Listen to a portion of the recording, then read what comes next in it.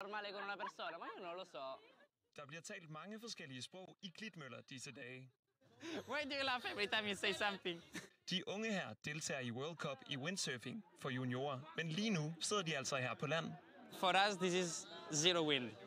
It's totally impossible to do any windsurfing. Deltagerne kommer fra hele verden. The van, as you can see, Italian license plate. De unge fyre her er rejst helt fra det varme Italien op til det kolde Hawaii i Klitmøller. This is my board, and this is mine. Men i dag må deres windsurfboards desværre ligge helt tørre og slappe af bag den hvide varevogn. With this board, I do the competition in Canary. I do the last competition here in Denmark, and it's like a part of me when I do windsurfing.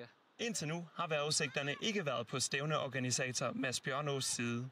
Ja, hvis de laver vejrudsigten om og bliver ved med at lave den om til det dårligere, så får vi bare ikke sejlet i hvert fald. Der skal efter planen konkurreres i disciplinerne slalom og wave, og vejrudsigten ser trods alt bedre ud for de kommende dage. Altså hvis bølgerne er gode, så skal man bare bruge vind til at komme ud, ligesom bruge sejlet som et fartøj, og også så man genererer ekstra fart på bølgen, så at du får ekstra fart på og kan lave nogle spektakulære manøvrer. En af de unge surfere kommer helt fra Caribien og har rejst i flere dage. 2 days, yeah. From Guadeloupe, I go to Paris, Hamburg, and I drive Hamburg to here.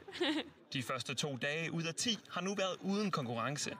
We play ping pong, we speak with the friends, we watch windsurfing video, and nothing. We just wait. Særligt én ting har gjort indtryk. We try to talk with the Danish girls.